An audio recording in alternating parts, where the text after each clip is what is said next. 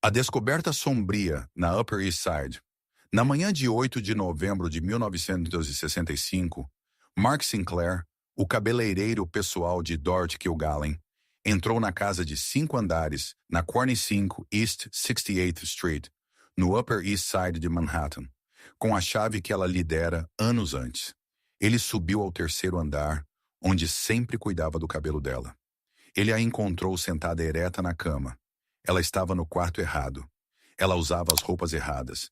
Ela ainda estava com a maquiagem completa de palco e os cílios postiços de sua aparição na televisão na noite anterior. Em seu colo estava um livro que ela já havia terminado de ler e seus óculos de leitura não estavam em lugar nenhum do quarto. 2 copos vazios estavam na mesa de cabeceira. Todo o seu arquivo de investigação sobre JFK, 18 meses de notas manuscritas, transcrições vazadas da Comissão Warren, listas de contatos de fontes e a única entrevista privada já concedida pelo homem que atirou no único suspeito, haviam desaparecido. Nenhuma investigação policial se seguiu.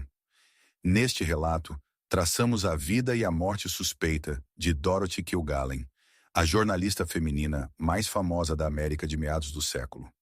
Uma colunista de fofocas lida por 20 milhões de pessoas por dia, que passou os últimos 18 meses de sua vida conduzindo a investigação independente mais agressiva do assassinato de Kennedy, já realizada por um único repórter, que estava a dias de publicar o que chamou de o maior furo do século, e que foi encontrada morta em um quarto encenado com cada peça de evidência que havia reunido desaparecida. A ascensão de uma lenda do jornalismo. A voz da Broadway, Dorothy Mae Kilgallen, nasceu em 3 de julho de 1913, em Chicago, Illinois, filha de James Lawrence Kilgallen e Mae Ahern, ambos filhos de famílias irlandesas americanas de primeira geração. As histórias por trás de figuras como Dorothy Kilgallen, as investigações que perseguiram e as forças que a silenciaram revelam o que essas histórias realmente custaram às pessoas que as viveram. A saga de Kilgallen pertence a essa companhia. Seu pai, James, estava entre os repórteres mais celebrados de sua era, passando 38 anos no International News Service, e Damon Runyon uma vez o descreveu como o sonho de um editor para um repórter. O jornal era o oxigênio da família e Dorothy cresceu respirando-o. Ela frequentou a Erasmus Hall High School no Brooklyn. Durou 2 semestres no College of New Rochelle e pouco antes de seu 18º aniversário, entrou na redação do New York Evening Journal da Hearst Corporation e pediu um emprego. Eles lhe deram um. Sua primeira tarefa foi a convenção de salões de beleza em Coney Island. Ela não estava satisfeita. Inspirada por seu ídolo, Nellie Bly, a jornalista investigativa pioneira que fingiu insanidade para expor um asilo e correu ao redor do globo em 1889, Dorothy estabeleceu suas ambições no mesmo registro.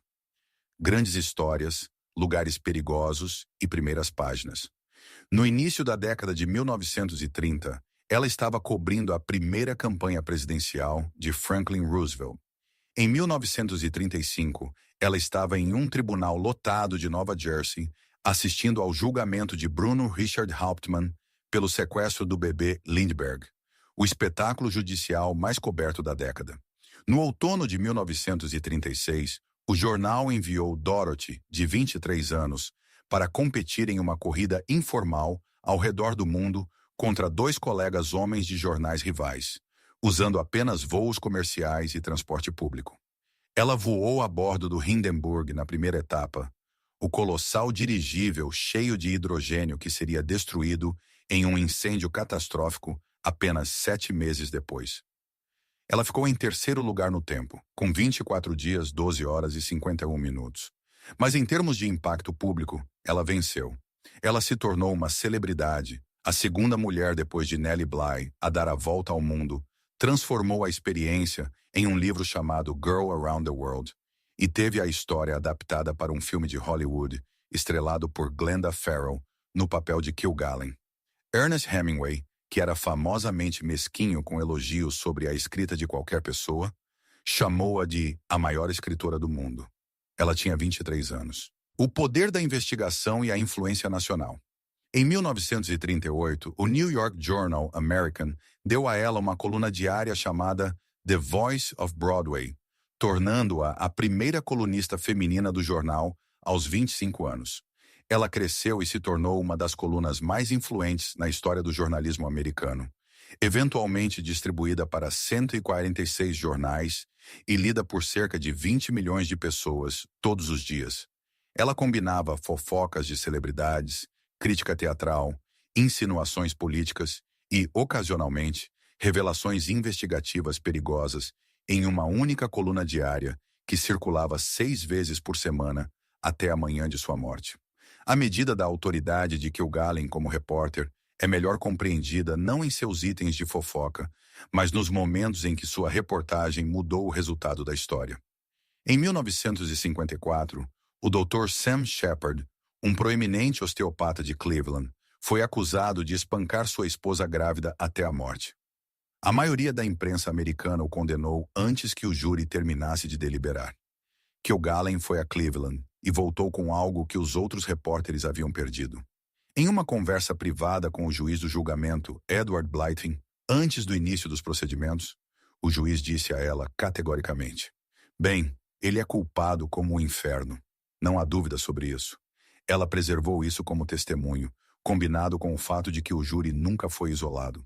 Esta declaração tornou-se a pedra angular probatória dos recursos interpostos pelo advogado F. Lee Bailey, que finalmente conseguiu que a condenação de Shepard fosse anulada pela Suprema Corte dos Estados Unidos em 1966.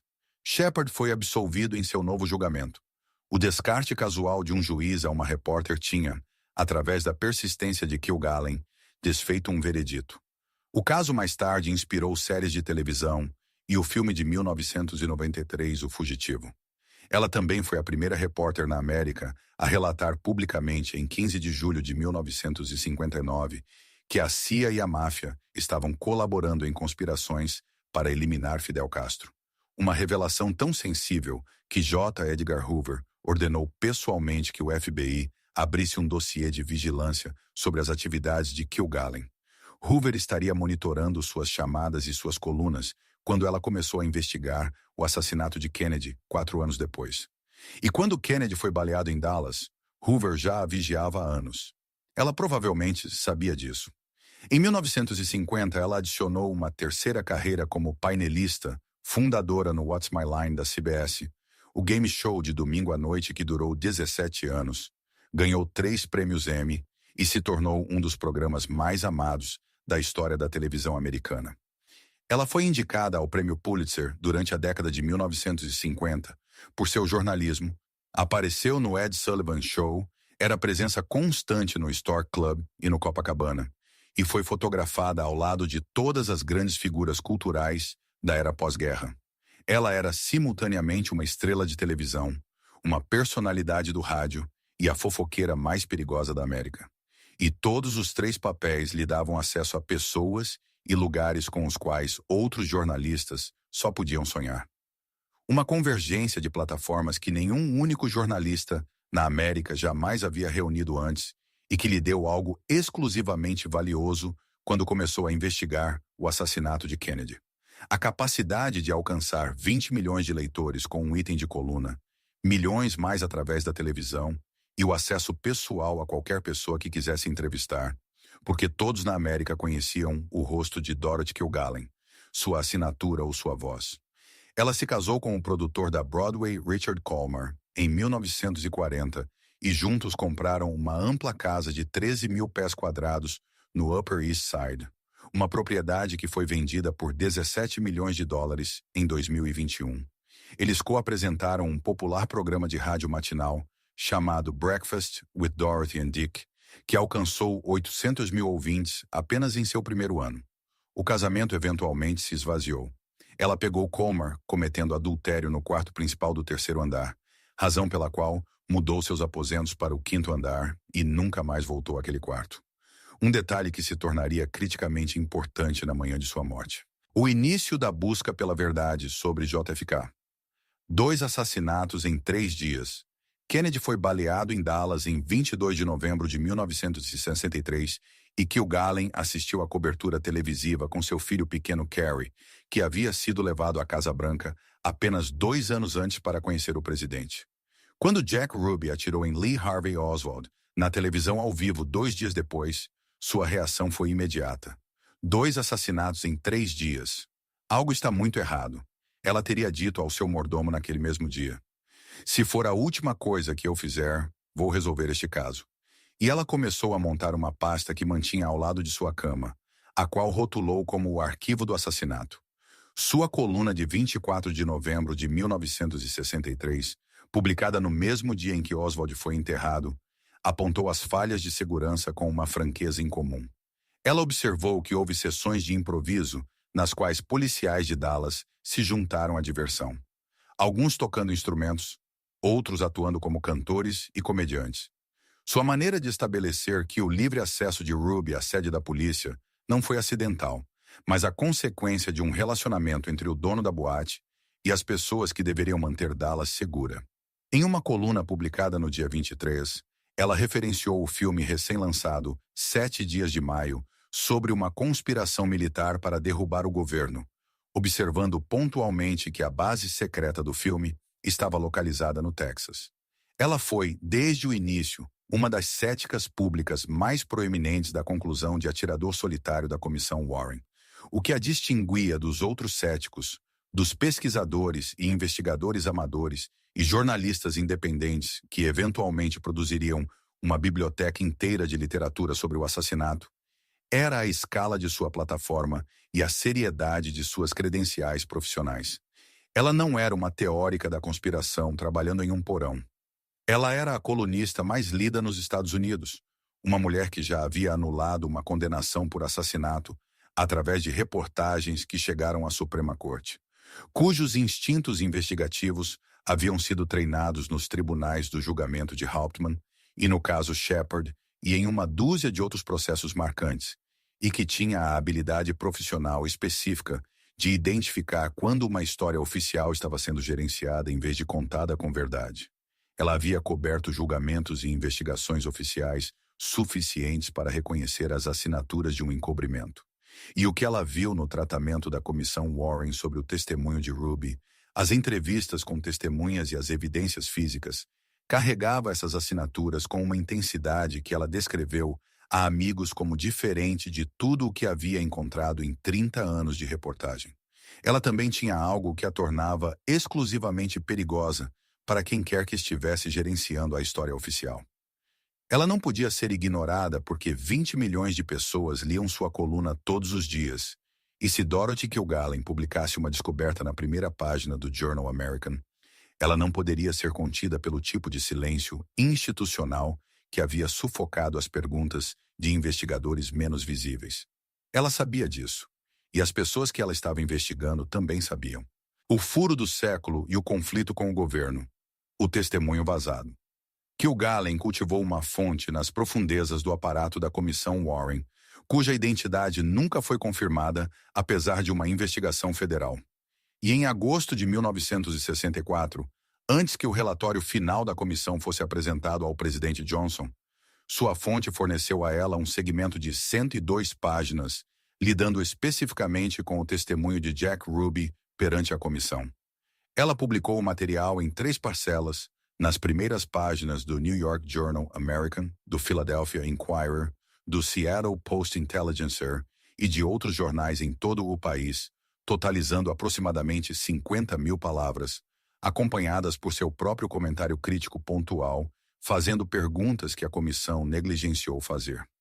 O elemento mais explosivo não foi a transcrição em si, mas o que Ruby disse nela. Ruby implorou a Earl Warren para transportá-lo para Washington, declarando: "Minha vida está em perigo aqui, e eu quero contar a verdade, e não posso contá-la aqui." Warren recusou o pedido e não deu seguimento. Ruby disse diretamente ao presidente da comissão: "Você tem uma causa perdida, Earl Warren", dizendo-lhe que as pessoas ao seu redor em Dallas estavam em perigo e que o que ele sabia era grande demais para Dallas conter. Kilgallen publicou isso literalmente e fez a pergunta que a comissão não quis ou não pôde perseguir. Por que Warren simplesmente encerrou a sessão e foi para casa? A comissão Warren condenou publicamente a publicação prematura e lançou uma investigação federal sobre como ela havia obtido os documentos. Ela não se abalou. Em uma coluna datada de 30 de setembro de 1964, ela escreveu que o FBI poderia ter sido empregado de forma mais proveitosa na investigação dos fatos do caso do que em como eu os obtive. A investigação federal sobre o vazamento nunca foi resolvida. Kilgallen nunca revelou sua fonte. O vazamento em si foi um ato de considerável coragem pessoal, porque o governo federal deixou claro que considerava a publicação prematura do testemunho da comissão como uma potencial questão criminal. E a investigação sobre como ela obteve os documentos foi conduzida com o tipo de intensidade institucional que o FBI normalmente reserva para assuntos de segurança nacional, em vez de vazamentos de jornais. Kilgallen tratou a investigação federal como confirmação de que estava no caminho certo. Se o material que ela publicou fosse insignificante, o governo não teria dedicado esses recursos para identificar sua fonte. E o fato de tê-lo feito disse a ela que alguém em Washington entendia, como ela, que o testemunho de Ruby continha elementos que o relatório oficial preferiria que o público americano não examinasse com muito cuidado. Ela também estava ciente, através de seus próprios contatos em Washington e através da vigilância que há muito suspeitava que Hoover estava conduzindo sobre ela, que o interesse do FBI em suas atividades ia além do vazamento em si e se estendia à sua investigação mais ampla, seus padrões de viagem e a identidade das fontes que ela estava cultivando em Dallas e Nova Orleans. Ela estava operando, no outono de 1964, em um ambiente onde o governo federal a investigava simultaneamente por publicar material classificado e monitorava sua investigação do próprio caso ao qual o material classificado se referia, uma exposição dupla que teria desencorajado a maioria dos repórteres e que pareceu tornar Kilgallen mais determinada em vez de menos. O encontro secreto com Jack Ruby. 8 minutos a sós com Jack Ruby. De todas as conquistas jornalísticas de Kilgallen, no caso JFK, a mais extraordinária e a que quase certamente contribuiu para sua morte foi uma entrevista privada com o próprio Jack Ruby durante seu julgamento em Dallas no início de 1964. O advogado de Ruby, Joe Tonahill, organizou uma breve troca inicial na mesa de defesa, onde Ruby pediu especificamente para falar com ela, reconhecendo-a como alguém com a capacidade de divulgar sua história, mas Kilgallen queria mais. Em março de 1964, durante um recesso ao meio-dia, ela convenceu Tonahill a organizar uma reunião privada em um pequeno escritório logo na saída do tribunal, com a aprovação do juiz Joe B. Brown, que estava maravilhado com ela. Tonahill os acompanhou e se retirou. Os guardas concordaram em esperar do lado de fora. Por algo entre 8 e 30 minutos, Dorothy Kilgallen esteve sozinha com Jack Ruby, no que pode ter sido a única conversa não monitorada que ele teve desde sua prisão. Nenhum estenógrafo estava presente. Nenhuma gravação foi feita. As centenas de outros jornalistas que cobriam o julgamento ficaram furiosos com o acesso e entenderam exatamente o que isso significava. O que Ruby disse a ela nunca disse publicamente, nem em qualquer coluna, qualquer conversa gravada por amigos ou qualquer nota descoberta por pesquisadores. Seu biógrafo, Lee Israel, e o pesquisador John Simkin concluíram que o que quer que Ruby tenha dito a ela foi tão explosivo que ela deliberadamente o suprimiu para o livro que estava escrevendo, porque uma coluna de jornal teria exposto suas fontes antes que o livro pudesse fornecer proteção legal. Perto do fim de sua vida, Ruby disse a um psiquiatra que o assassinato foi um ato de derrubada do governo e que ele sabia quem mandou matar o presidente Kennedy, acrescentando: "Estou condenado. Não quero morrer, mas não sou louco. Fui incriminado para matar Oswald." Em dezembro de 1966, poucas semanas antes de sua morte, ele foi diagnosticado com câncer de pulmão e afirmou ter sido injetado com células cancerígenas enquanto estava na prisão. Ele morreu em 3 de janeiro de 1967, 14 meses depois de Kilgallen, antes que seu novo julgamento pudesse começar, levando sua metade da conversa para o túmulo. Após a entrevista privada, as pessoas próximas a Kilgallen notaram que ela começou a carregar um arquivo trancado com ela o tempo todo, mesmo quando viajava. O arquivo ficou cada vez mais grosso ao longo dos 18 meses que se seguiram. Ela estava fazendo algo muito além de coletar informações. Ela estava construindo um caso, reunindo o tipo de evidência que uma repórter de seu calibre entendia que precisaria ser inatacável antes da publicação, porque as acusações que ela estava se preparando para fazer eram de uma escala e gravidade que exigiriam documentação suficiente para resistir não apenas ao escrutínio legal das instituições mais formidáveis do país, mas à fúria institucional de um aparato de inteligência que já havia demonstrado sua disposição de monitorar suas atividades e investigar suas fontes.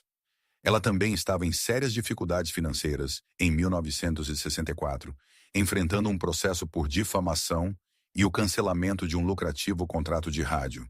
E ela acreditava que o livro que estava escrevendo, Murder One, lhe renderia uma fortuna, um cálculo que reforçou sua decisão de guardar o material mais explosivo para o livro, em vez de publicá-lo na coluna, onde estaria exposto à retaliação imediata, sem a proteção legal que o aparato editorial e jurídico de um livro publicado poderia fornecer. Evidências que desafiam a versão oficial. A investigação se aprofunda. Kilgallen não parou em Ruby. Ela relatou sobre Aquila Clemons, uma testemunha do tiroteio do oficial J.D. Tippit, na tarde de 22 de novembro, cuja morte foi oficialmente atribuída a Oswald. Clemons descreveu 2 homens na cena, nenhum dos quais correspondia à descrição de Oswald. Disse a Kilgallen que havia sido avisada pela polícia para não falar com ninguém, e disse que temia ser morta no caminho para o trabalho. O nome de Aquila Clemons não aparece uma única vez em nenhum dos 26 volumes da Comissão Warren. Uma testemunha de um assassinato atribuído ao suspeito oficial, que deu um testemunho contradizendo o relato oficial, a quem a comissão se recusou a entrevistar. Através do pesquisador Mark Lane, Kilgallen obteve a pista de que Ruby, Tippit e um homem chamado Bernard Weissman, que havia coassinado um notório anúncio anti-Kennedy em um jornal de Dallas na manhã de 22 de novembro, haviam se encontrado no Carousel Club de Ruby 8 dias antes do assassinato. Ela publicou isso na primeira página do Journal American. Quando Warren questionou Ruby sobre esta reunião, ele se referiu não a um trio, mas a um quarteto, incluindo um rico homem do petróleo, cuja identidade ele conspicuamente se recusou a fornecer, sugerindo que a comissão havia sido informada sobre uma figura que nunca apareceu em nenhum testemunho oficial. Kilgallen notou a discrepância precisamente. Ou houve uma omissão significativa no relatório da comissão Warren, ou o homem do petróleo fazia parte do corpo não oficial de informações ao qual Warren tinha acesso. Ela também obteve o registro oficial de comunicações de rádio do Departamento de Polícia de Dallas, do dia do assassinato, que mostrava que a reação imediata do chefe Jesse Curry aos tiros na Dealey Plaza foi enviar oficiais para o viaduto triplo, em vez do Texas School Book Depository.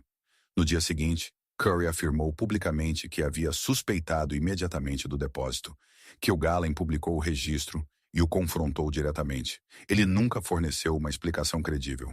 No outono de 1965, a investigação havia atingido um nível de intensidade que as pessoas ao seu redor achavam emocionante e assustador.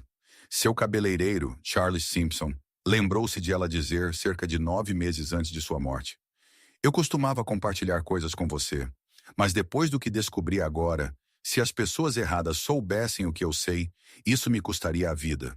Ela havia desenvolvido um novo informante secreto em Nova Orleans, alguém que ela se recusava a identificar até mesmo para Mark Lane. E ela disse a amigos que ia revelar a verdadeira história e ter o maior furo do século. Para outro amigo, ela foi mais específica. "Em mais 5 dias vou escancarar este caso." Em 3 de setembro de 1965, ela publicou o que acabou sendo seu último item de coluna sobre o assassinato, terminando com a declaração: "Esta história não vai morrer enquanto houver um repórter de verdade vivo, e há muitos deles vivos." 2 meses depois, ela estava morta. As últimas horas de Dorothy Kilgallen. A última noite, a noite de domingo, 7 de novembro de 1965, começou como centenas de outras noites de domingo na vida de Dorothy Kilgallen. Às 10h30, ela apareceu ao vivo na CBS como painelista no What's My Line, a 17ª na temporada consecutiva que ocupava aquele assento, usando o vestido escuro, o acessório de cabelo floral e os cílios postiços que sempre usava para a televisão, parecendo para os milhões que assistiam em casa, exatamente como sempre parecia, composta, afiada e perfeitamente no controle. A convidada misteriosa era uma mulher que vendia dinamite. Kilgallen identificou corretamente a ocupação. Ela deu boa noite, os créditos rolaram e ela saiu do palco. Após o show, ela se juntou ao produtor do programa para uma bebida no Peugeot Clark's, o salão da Teleira Avenida, frequentado pela realeza da mídia de Nova York. E ela estava de bom humor, tendo enviado sua coluna antes do show como sempre fazia, e dizendo a amigos próximos há semanas que estava prestes a publicar a maior história de sua carreira. O que aconteceu depois do PJ Clark's nunca foi totalmente estabelecido. Seu marido, Richard Colmar, disse às autoridades que ela voltou para casa por volta das 11h30. Parecia alegre e foi escrever antes de dormir. Mas esta versão é diretamente contradita por várias testemunhas, incluindo um barman e pelo menos 2 clientes no lounge do Hotel Regency, na Park Avenue, que situaram Kilgallen lá bem depois da meia-noite. Alguns relatos dizem que até às 2h da manhã, bebendo com um homem mais tarde identificado pelo pesquisador Mark Shaw como Ron Pataki, um repórter de entretenimento de Ohio, com quem ela mantinha um caso secreto. Em alguma hora desconhecida, ela retornou à casa na 45 East 68th Street. Seu marido estava dormindo no quarto andar. Seu filho de 17 anos, Carrie, estava dormindo em outro andar. Ela não acordou nenhum deles. O próprio Pataki, quando confrontado mais tarde por pesquisadores, nem confirmou nem negou categoricamente estar em Nova York naquela noite. Admitiu uma amizade próxima com Kilgallen. Negou categoricamente um caso. Negou estar no Regency e negou qualquer envolvimento em sua morte. A investigação de Shaw, no entanto, estabeleceu que uma crítica de restaurante com a assinatura de Pataki saiu em seu jornal de Columbus na manhã de 8 de novembro. Uma crítica que, dados os prazos de entrega, Shaw argumentou que só poderia ter sido escrita em Nova York na noite anterior, em vez de enviada de Ohio. A linha do tempo precisa entre o Regency e a casa nunca foi estabelecida, porque nenhuma investigação policial foi conduzida. Nenhuma testemunha foi formalmente entrevistada sob juramento. E a única pessoa que poderia ter fornecido um relato completo dos movimentos de Kilgallen entre aproximadamente meia-noite e a hora de sua morte, quando quer que tenha sido, nunca foi compelida a prestar depoimento. A lacuna no registro não é uma lacuna de evidências perdidas. É uma lacuna de evidências que nunca foram coletadas, porque as autoridades que deveriam tê-las coletado trataram a morte da jornalista mais proeminente que investigava o assassinato de Kennedy como uma overdose acidental rotineira, poucas horas após a descoberta do corpo. E quando alguém com a inclinação e os recursos para fazer as perguntas certas chegou ao caso, as testemunhas estavam envelhecendo, as evidências físicas haviam desaparecido e a vontade institucional de reabrir um assunto que implicava agências federais, crime organizado e a narrativa oficial do evento político mais traumático da história americana moderna nunca foi suficiente para superar a inércia de um arquivo fechado de 60 anos. Uma cena de morte, meticulosamente encenada. Um catálogo do que estava errado. O que Mark Sinclair encontrou na manhã seguinte foi uma cena cuja estranheza era invisível para quem não conhecia os hábitos diários de Dorothy Kilgallen e cuja estranheza era, para quem os conhecia, um grito.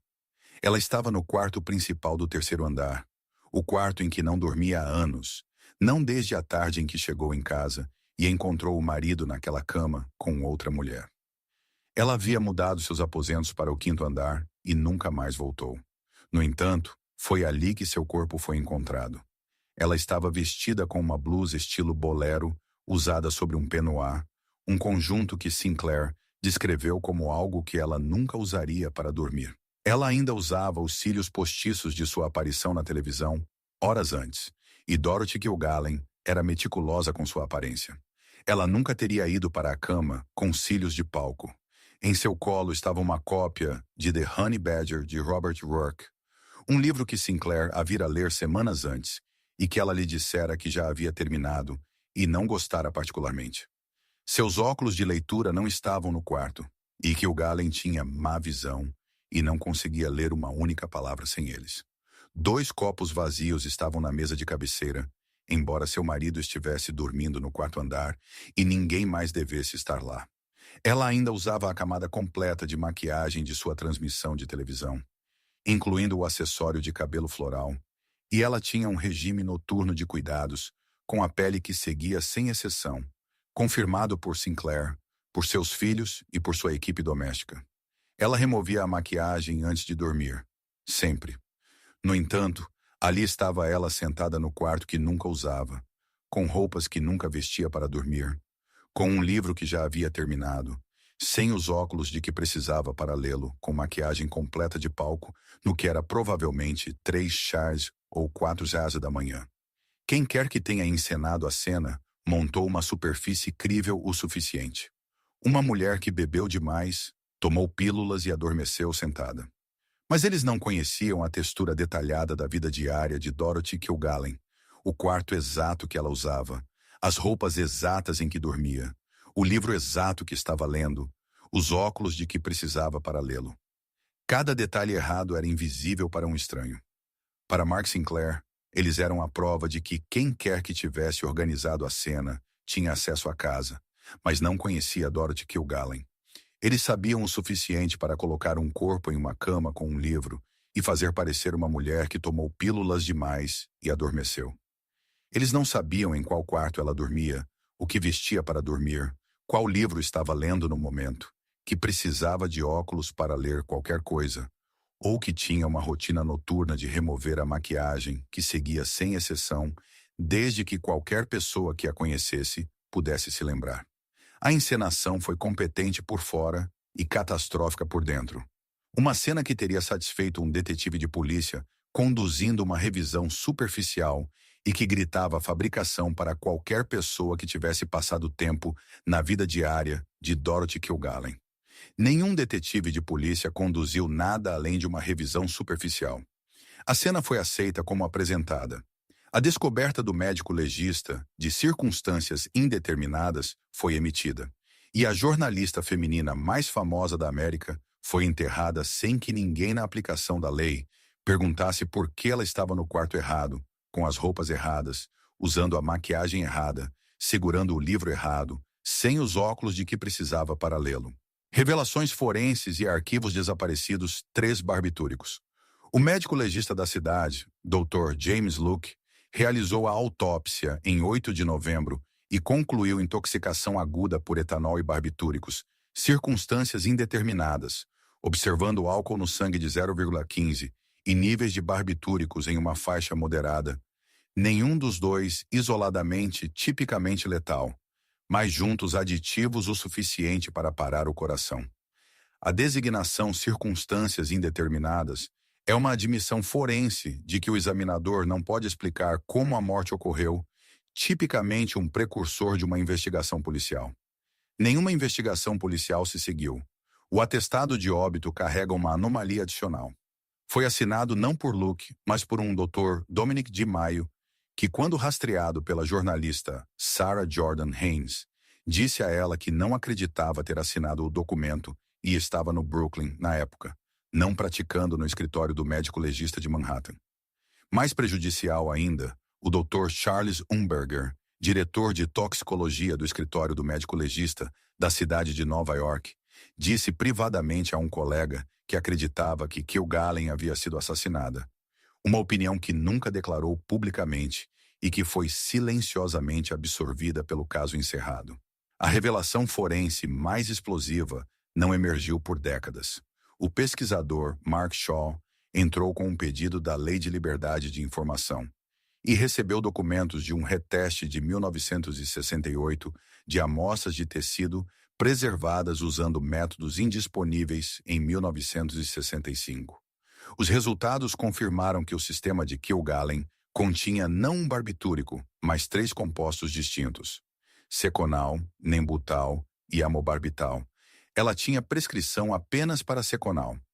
Os outros 2 barbitúricos não tinham prescrição médica, nenhum registro de dispensação e nenhuma explicação consistente com a autoadministração.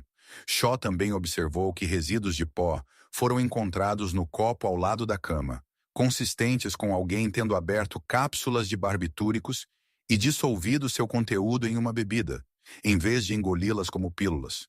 Um padrão consistente com alguém administrando uma droga a outra pessoa sem o seu conhecimento.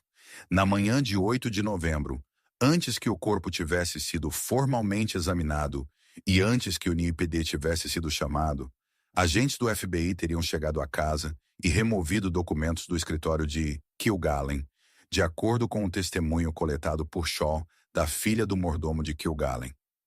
Todo o seu arquivo de investigação sobre JFK, 18 meses de notas, transcrições, contatos de fontes e o que quer que ela tivesse reunido sobre seu informante de Nova Orleans, nunca mais foi visto. Nenhum registro dele foi localizado em qualquer arquivo, qualquer inventário de espólio ou qualquer repositório governamental. Ele deixou de existir na manhã de sua morte.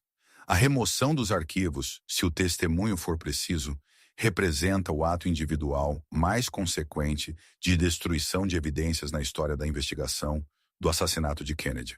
Porque o arquivo de Kilgallen não era uma coleção de teorias ou especulações, mas um dossiê investigativo de trabalho montado por uma das repórteres mais experientes e conectadas do país, contendo material de fonte primária, documentos governamentais vazados, transcrições de entrevistas e identificações de fontes que nenhum outro jornalista possuía, e que as agências governamentais que monitoravam suas atividades tinham todos os motivos para querer destruir.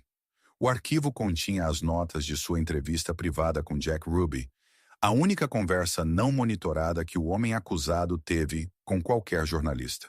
Continha a identidade de sua fonte da comissão Warren, cujo vazamento desencadeou uma investigação federal. Continha a identidade de seu informante de Nova Orleans, a pessoa que ela estava se preparando para encontrar nos dias após sua morte. Continha o que quer que Aquila Clemons tivesse lhe dito sobre os 2 homens na cena de Tippit. E continha 18 meses de trabalho analítico de uma mulher cujos instintos investigativos já haviam anulado um veredito da Suprema Corte, organizado e cruzado em qualquer sistema que Kilgallen usasse para construir um caso. Tudo isso desapareceu antes da chegada da polícia. O mistério dos cúmplices e o silêncio final. A última pessoa a vê-la viva, o suspeito nomeado mais credível, é Ron Pataki, o colunista de entretenimento de Ohio, que se aproximou de Kilgallen em Carrara, Itália, em junho de 1964, em uma viagem de imprensa com uma frase de abertura tão deliberada que ficou gravada nela. Ele se aproximou e perguntou se ela era Claire Booth Luce, uma referência que não era conversa fiada aleatória, já que Luce era uma conhecida associada da CIA e uma figura central na rede anti-Castro, que se cruzava com a periferia do assassinato. Kilgallen disse a vários amigos que acreditava que Pataki poderia ser um agente da CIA e que sua jogada inicial fora um sinal deliberado. O relacionamento deles tornou-se intensamente secreto.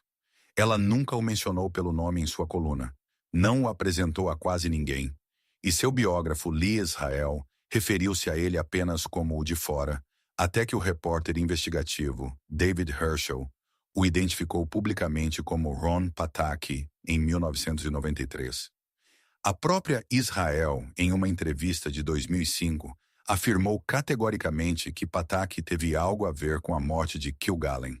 A investigação de Shaw descobriu que Pataki, em conversas gravadas, admitiu estar com Kilgallen no Hotel Regency na noite em que ela morreu, tornando-o a última pessoa a vê-la viva. Shaw também descobriu um poema que Pataki havia escrito intitulado Vodka Roulette, Seen as Relief Possibility, que Shaw caracterizou como uma admissão codificada. A teoria de Shaw, Pataki dissolveu o coquetel de 3 barbitúricos na bebida de Kilgallen, no Regency. Depois organizou seu corpo no quarto do 3º andar, em um quadro projetado para sugerir overdose acidental. Sem saber qual quarto ela realmente usava, o que vestia para dormir, qual livro estava lendo no momento ou onde seus óculos eram guardados. Patak nunca foi indiciado, nunca foi formalmente questionado pela polícia e morreu sem ser compelido a prestar depoimento sob juramento sobre a noite de 7 de novembro. Richard Colmar, seu marido, foi questionado repetidamente por amigos e jornalistas sobre o que os arquivos de Dorothy continham. Ele deu a mesma resposta todas as vezes. Receio que esse seja um segredo que terá que ir para o túmulo comigo. Em 7 de janeiro de 1971, Richard Colmar foi encontrado morto na cama, em seu apartamento em Manhattan, por uma overdose de drogas. Ele tinha 60 anos. O segredo, como prometido, foi para o seu túmulo. A questão do que Colmar sabia assombra os pesquisadores há 6 décadas. Porque ele vivia na mesma casa onde a investigação foi conduzida, estava presente na manhã em que o corpo foi encontrado e estava em posição de observar a chegada e partida de qualquer pessoa que entrasse na casa naquela noite, incluindo os agentes do FBI que supostamente removeram os arquivos. Sua recusa consistente em discutir o conteúdo do arquivo, combinada com o uso de fraseado idêntico toda vez que a pergunta era levantada, sugere ou um compromisso genuíno em proteger as fontes de sua esposa, ou, como alguns pesquisadores especularam, um aviso que lhe fora entregue sobre as consequências da revelação. Sua morte em 1971 por uma overdose de drogas, 6 anos após a morte de sua esposa por uma combinação de drogas e álcool, em uma família onde as interações medicamentosas já haviam produzido uma fatalidade suspeita, foi notada por pesquisadores sem ser formalmente conectada ao caso. Nenhuma investigação da morte de Colmar foi conduzida em relação ao assunto Kilgallen. Antes de sua morte, Kilgallen havia entregado um rascunho do capítulo sobre JFK que estava escrevendo para sua amiga próxima, Florence Pritchett Smith, uma socialite e ex-painelista convidada do What's My Line. Florence Smith morreu em 9 de novembro de 1965, um dia depois de Dorothy, do que foi listado como uma hemorragia cerebral. O capítulo nunca foi encontrado. O momento, a única pessoa conhecida por possuir uma cópia física do manuscrito mais sensível de Kilgallen, morrendo dentro de 24 horas de sua autora, foi notado com choque por todos que conheciam ambas as mulheres. O legado e a busca por justiça. A conspiração que foi confirmada. A conclusão da comissão Warren de que Oswald agiu sozinho foi apresentada como unânime, mas não foi. 3 dos 7 comissários, o senador Richard Russell, o senador John Sherman Cooper e o representante Hale Boggs, recusaram-se a endossar a teoria da bala única. A alegação de que uma bala causou 7 ferimentos separados tanto em Kennedy quanto no governador Connally simultaneamente. Russell, em uma sessão gravada secretamente em 18 de setembro de 1964, queixou-se de que fora desgastado lutando pelo relatório e exigiu uma nota de rodapé registrando sua oposição, o que Warren recusou. Em 1970, Russell disse claramente ao Washington Post que acreditava que Kennedy fora vítima de uma conspiração e que os membros da comissão não receberam a verdade sobre Oswald. Em 1979, o Comitê Seletivo da Câmara sobre Assassinatos concluiu que Kennedy foi provavelmente assassinado como resultado de uma conspiração, encontrando através de análise acústica uma probabilidade de 95% de um quarto tiro disparado do Monte Gramado por um segundo atirador. O HSCA também documentou que Ruby fizera no mínimo 59 chamadas telefônicas nos meses antes do assassinato para figuras do crime organizado, associadas às redes Marcelo, Traficante e Giancana.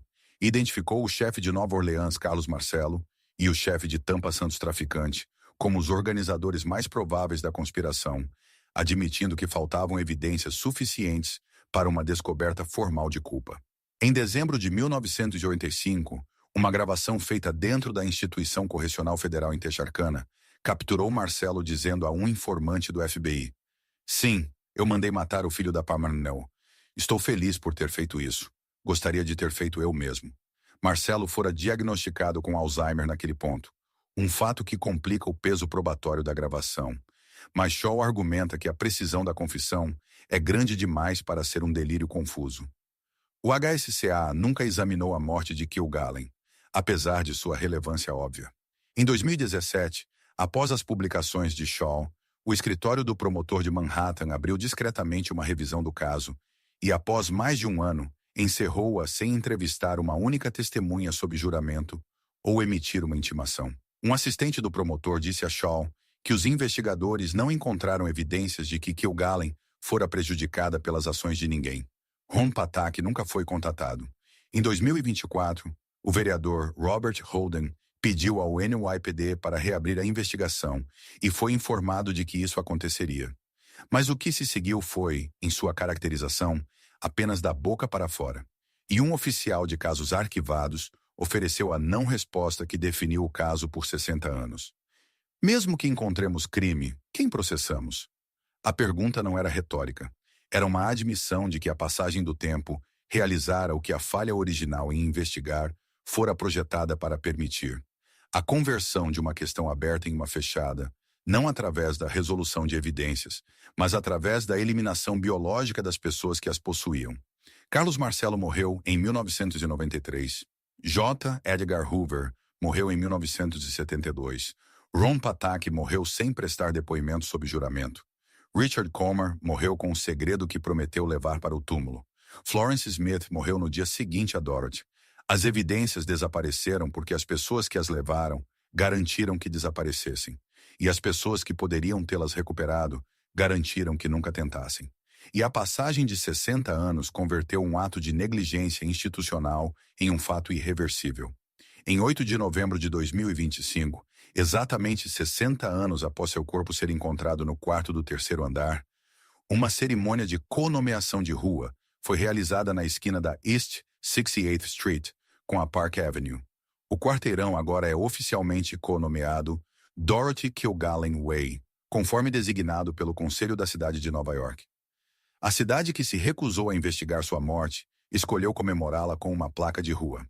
Em outubro de 2024, o diretor Barry Levinson anunciou um filme chamado Assassination, com Jessica Chastain estrelando como Dorothy Kilgallen. Os comentários públicos de Levinson sobre Kilgallen foram notáveis por sua franqueza. Dorothy Kilgallen foi a primeira jornalista de crimes da América, a única mulher a cobrir o caso JFK, a única repórter a falar com Jack Ruby, e morreu sob circunstâncias muito suspeitas, mas nunca foi investigado. Nunca foi investigado. A investigadora independente mais agressiva do crime não resolvido mais, consequente da história americana, foi encontrada morta sob circunstâncias demonstravelmente anômalas, uma semana antes de planejar expor o que encontrara, e o governo dos Estados Unidos, em 5 iterações diferentes ao longo de 6 décadas, recusou-se a descobrir o porquê. Em março de 2025, a administração Trump liberou mais de 63 mil páginas anteriormente classificadas da coleção de registros do assassinato de JFK.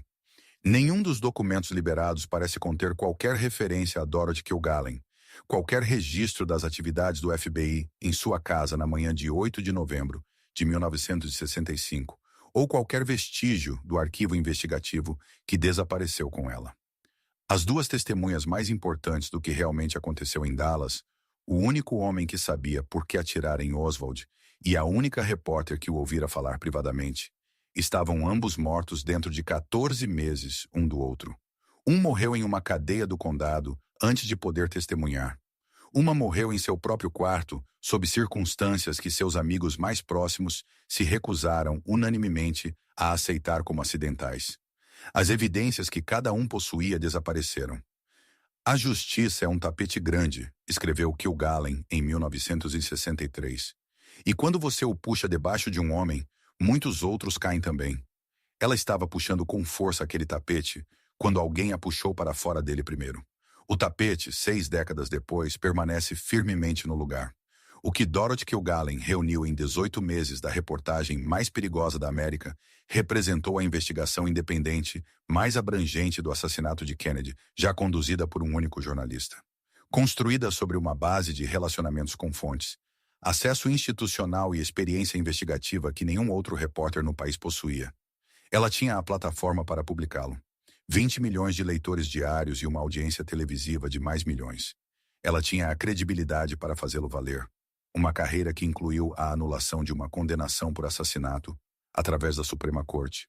A revelação da história da colaboração CIA-máfia antes de qualquer outro repórter americano e a cobertura dos julgamentos criminais mais significativos de sua era, com uma precisão que até seus inimigos respeitavam. Ela teve a coragem de persegui-lo. Fora informada por seu próprio cabeleireiro que as informações que possuía poderiam custar-lhe a vida e continuara trabalhando. E ela tinha a intenção específica e concreta de publicá-lo. Disse a amigos que estava há 5 dias de escancarar o caso. 5 dias depois, estava morta no quarto errado, com as roupas erradas, com o livro errado, sem os óculos, usando a maquiagem que nunca usava para dormir. E cada documento que reunira desaparecera. A placa de rua na esquina da 68 com a Park diz Dorothy Kilgallen Way. O arquivo do caso diz circunstâncias indeterminadas. 60 anos depois, a distância entre essas duas descrições é a distância entre o que a América diz valorizar e o que está disposta a investigar. E a mulher que passou a carreira puxando o tapete de mentiras oficiais ainda está esperando que alguém faça pelo seu caso o que ela passou a vida fazendo pelo de todos os outros. Se esta história mudou a forma como você enxerga as verdades ocultas sob a superfície da história oficial, inscreva-se e curta o nosso canal. Estamos desenterrando o passado que muitos tentaram manter enterrado. Ajude-nos a cultivar a verdade para o futuro. O próximo tesouro de fatos esquecidos será revelado em breve.